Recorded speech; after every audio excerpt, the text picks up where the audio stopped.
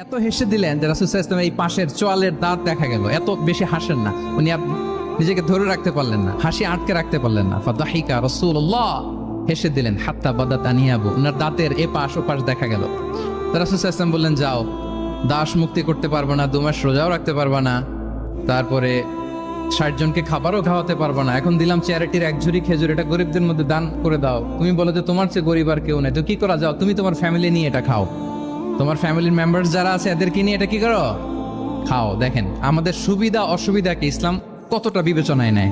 আসছিল পেনাল্টি দিতে, কথা বুঝতেছেন আমার? ওই সাহাবী রাসূল সাল্লাল্লাহু আলাইহি ওয়াসাল্লামের কাছে আসছিল কি দিতে, পেনাল্টি। এখন নিয়ে গেল কি, 1 ঝুড়ি। আল্লাহু আকবার পড়বেন না? দিস ইজ আওয়ার ইসলাম, যেটা নিয়ে আমাদের প্রাউড ফিল করা উচিত। কি বলেন?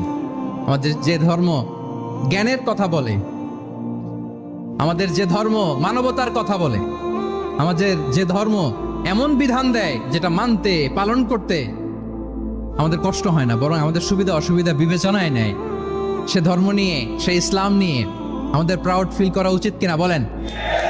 শুনি নাই আমি, ইয়েস অর নো?